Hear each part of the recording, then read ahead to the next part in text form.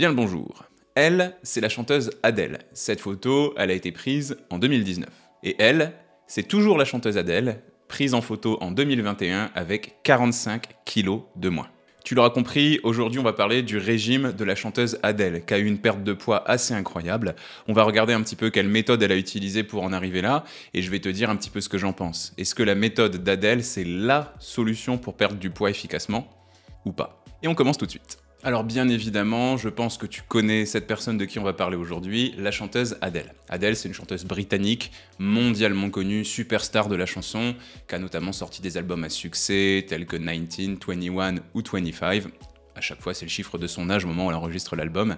Elle a aussi fait des chansons qui ont vraiment tout explosé, je pense notamment à Someone Like You, que tu connais certainement. On s'en rend pas trop compte en France, mais Adele, elle a un peu un tempérament à la Amy Winehouse. C'est une fille du peuple, c'est une fille qui a un sacré caractère, c'est une fille qui se laisse pas marcher sur les pieds, et malgré le fait qu'elle ait souvent pris des tacles à cause de son obésité au début de sa carrière de chanteuse, elle a toujours montré une image d'elle pleine de confiance en elle, et elle a un peu surpris tout le monde lorsqu'on l'a revue avec une telle perte de poids. C'est un peu surprenant, et d'ailleurs c'est quelque chose qui lui a été reproché, parce que certains de ses fans l'identifiaient à l'acceptation de son surpoids. Pour certains de ses fans, qui étaient peut-être d'ailleurs eux en surpoids ou pas, c'était quelque chose de génial que de voir l'une des chanteuses les plus importantes du monde entier assumer un surpoids comme celui qu'elle avait, et ils ont un peu vécu ça comme une espèce de pseudo-trahison d'une certaine manière. La perte de poids en question, elle est plutôt conséquente parce qu'on parle ici quand même de 45 kilos perdus en à peu près 2 ans. C'est une très jolie perte de poids, et en termes de rythme, on est sur un rythme tout à fait correct. Elle n'a pas été trop vite, mais il faut quand même saluer la performance. En fait, tout ça, ça a commencé parce qu'elle a eu plusieurs alertes de santé. Il y a notamment une période de sa vie, je crois, d'à peu près 1 an, pendant laquelle elle a presque pas pu chanter parce qu'elle faisait des hémorragies des cordes vocales, et elle était incapable d'utiliser sa voix. Avant ça, elle avait une vie un peu de rockstar, les clopes, la drogue, le whisky, peu de sommeil, mais à partir de cette alerte qu'elle a eue concernant sa voix, donc finalement l'organe qui lui permet de pratiquer son métier et sa passion, elle a décidé de lever un peu le pied sur les excès. Ça lui a vraiment fait une espèce d'électrochoc en fait, cette alerte. Elle s'est rendue compte qu'elle pouvait tout perdre si elle faisait pas plus attention à sa santé et à ses cordes vocales. Et d'ailleurs, en interview, elle a vraiment matraqué le plus souvent possible que cette perte de poids n'était pas du tout liée à son image, mais uniquement à sa santé, rien d'autre. Ce qu'elle a commencé par faire, bien évidemment, c'est équilibrer un petit peu son alimentation, arrêter surtout les excès, mais elle a commencé par le sport. Et elle a commencé de manière assez costaude, assez intéressante, pleine de caractère, comme tout ce que fait Adele, puisqu'elle s'est lancée but en blanc dans la pratique de 3 séances de sport par jour. Musculation le matin, boxe le midi, cardio le soir. Sacré programme. Donc ça a été la base, ça a été au moment de son électrochoc.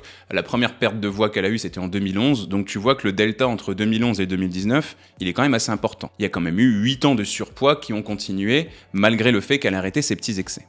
Et en fait, la question qu'on se pose souvent, et que les médias se posent souvent, c'est quelle a été la méthode d'Adele? Qu'est-ce qui s'est passé pendant ces 2 ans, entre 2019 et 2021, pour qu'elle perde ses 45 kilos, et quels sont ses résultats? Alors les rumeurs disent qu'elle a utilisé un régime qu'on appelle le régime SIRT Food, S-I-R-T Food. C'est un régime qui est très utilisé à Hollywood, particulièrement par les stars, tu t'en doutes bien, et en fait le principe c'est de consommer des aliments qui font fabriquer dans ton corps quelque chose qu'on appelle des sirtuines. Ces sirtuines, c'est certainement la première fois que tu entends parler de ce mot, ce sont des molécules, quelque chose qu'on appelle des enzymes, qui vont aller jouer sur l'expression de certains gènes dans ton corps, particulièrement les gènes du stockage du gras, mais aussi les gènes de l'expression de l'âge. En plus de ça, on associe la consommation de ce qu'on appelle des super-aliments, c'est-à-dire des aliments qui ont vraiment la réputation d'être excellents pour la santé, je pense à la myrtille ou encore la grenade par exemple. Voici une liste d'aliments autorisés pendant le régime qu'a fait Adele, le régime SIRT Food. On va retrouver des choses comme le chou kale, le vin rouge, la fraise, les oignons, le soja, le persil, l'huile d'olive, le chocolat noir au moins 85%, le thé vert, le sarrasin, le curcuma, les noisettes, la salade roquette, le piment, les pommes, les dattes, la chicorée, les myrtilles, les capres et le café. C'est tout. Voilà ce qu'Adele avait le droit de consommer, même si peut-être, j'imagine, avait le droit de faire des écarts de temps en temps.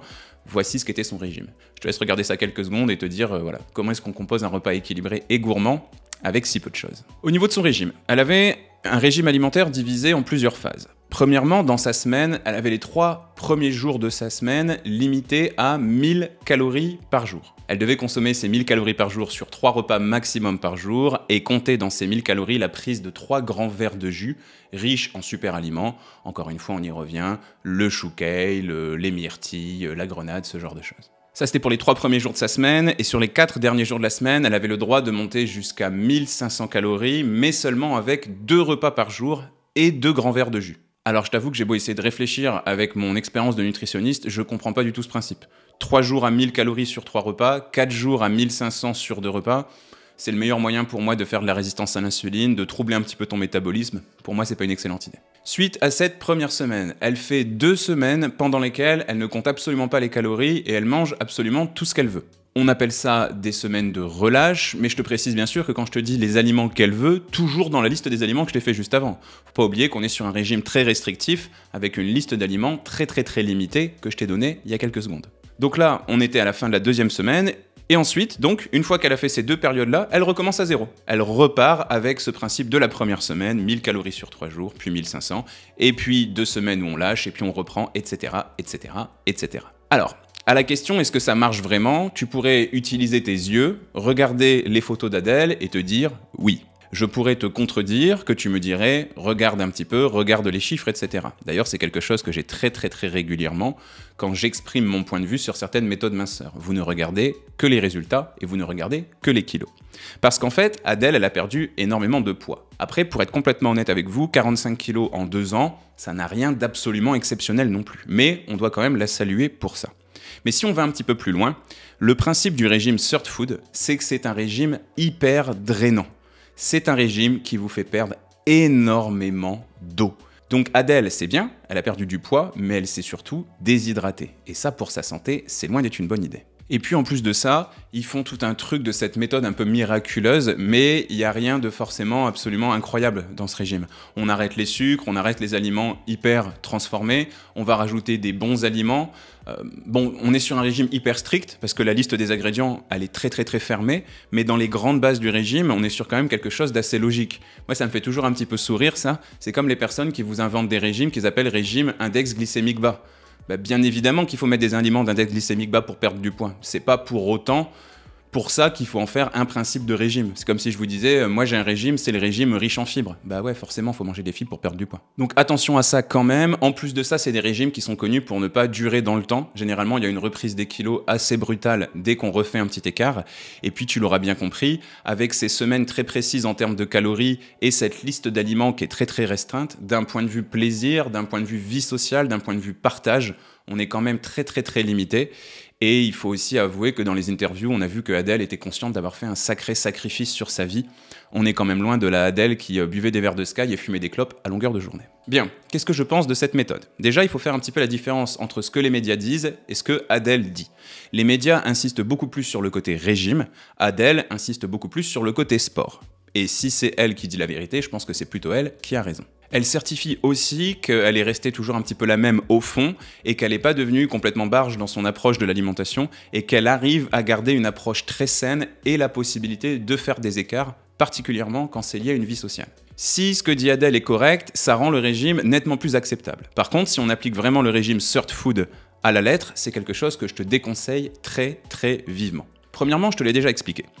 Un régime, ça marche pas parce que c'est court dans le temps. Ce qu'il faut que tu fasses, c'est changer ton alimentation en profondeur, à ton rythme, sans te brusquer, sans t'interdire, certes, mais de façon définitive.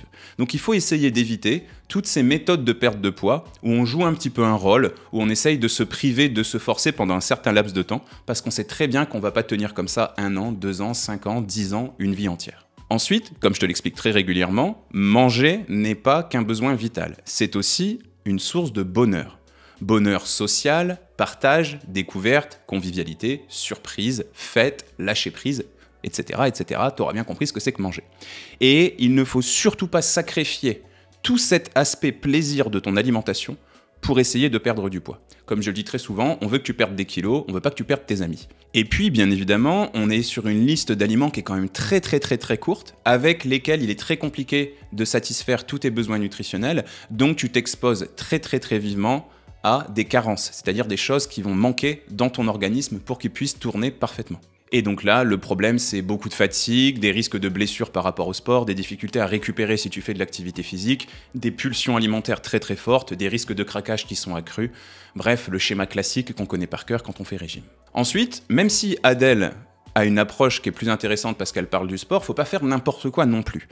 Quand on est sur un poids assez important, on peut pas non plus, du jour au lendemain comme ça, basculer vers une activité physique aussi intense que ce qu'elle faisait. Pourquoi ça? Parce que ton corps, il faut que tu le protèges. Ton dos, tes genoux et tes chevilles vont énormément trinquer si tu fais certains types de sports tout en étant en surpoids ou en état d'obésité. Particulièrement des sports où il y a du rebond avec le sol, raison pour laquelle il vaut mieux commencer très doucement, très tranquillement, aux côtés d'un coach sportif par exemple. Mais bon, le bilan de tout ça, moi je trouve qu'il est quand même très positif, entre guillemets, puisque les gens vont pas fouiller dans le détail comme je suis en train de le faire ici, et les gens vont juste regarder les résultats qu'Adèle a eu sur son corps. Et ça peut être une source d'inspiration très intéressante, particulièrement pour les jeunes qui la suivent, parce que mine de rien, elle a eu une alerte de santé, elle a pris sa santé en main, elle s'est mise à faire du sport. Certes, tout n'est pas parfait. Certes, elle a aussi peut-être suivi des méthodes qu'on lui conseille, puisqu'elle gravite dans un milieu un peu jet-set, etc.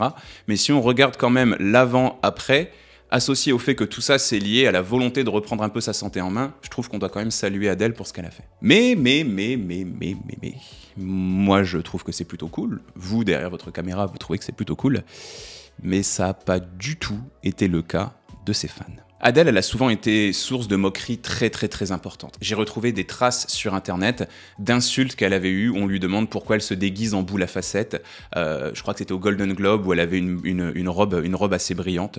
Elle a reçu vraiment des insultes très forts, du harcèlement très intense par rapport à l'obésité qu'elle avait. Finalement, si on compare un petit peu, elle dénote complètement avec les autres stars qui sont sur le devant de la scène. Je pense aux Christina Aguilera, je pense à Shakira, je pense à Ariana Grande, même à Beyoncé, qui a quand même un corps assez pulpeux, entre guillemets, on va dire. Elle dénote quand même pas mal avec ça. D'ailleurs, si tu regardes un peu les avant-après, tu te rendras compte que toutes les stars que je viens de te citer ont perdu du poids. Shakira est beaucoup plus mince aujourd'hui, Beyoncé aussi, etc. Donc en fait, ce qui s'est passé, c'est que Adèle, elle avait cette originalité. Elle participait au mouvement d'acceptation de toute forme de corps, ce qu'on appelle le body positive, ce qui peut être plutôt une excellente idée, parce que le but, c'est de se sentir quand même bien dans sa peau. Mais une fois qu'on l'a revue avec ses kilos perdus, les harcèlements ont été encore plus intenses et les insultes ont été encore plus intenses elles aussi. Elle a été accusée de trahison. Pour ses fans, c'était une traîtresse.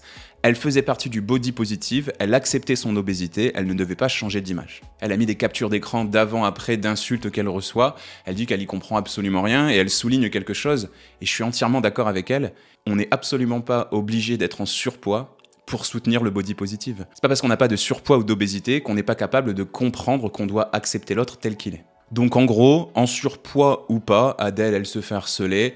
On est quand même sur quelque chose d'assez classique avec les réseaux sociaux. De toute façon, c'est toujours compliqué de se faire accepter par tout le monde, surtout quand on est autant exposé qu'elle.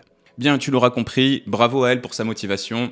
Un peu moins bravo à son diététicien pour la méthode. Si toi aussi, par contre, tu veux perdre du poids, avec des résultats similaires à Adèle, mais avec des méthodes beaucoup plus acceptables et beaucoup moins brutales, je t'invite à aller sur le site lenutriscope.fr où tu trouveras des programmes spéciaux pour les hommes, pour les femmes et pour les femmes ménopausées pour perdre du poids en apprenant à manger équilibré à ton rythme. Si la vidéo t'a plu, laisse-moi un petit like, dis-le moi en commentaire et n'hésite pas à t'abonner à la chaîne si c'est pas encore fait. Moi, je te retrouve ici 2 fois par semaine et tous les jours sur tous mes autres réseaux. Salut!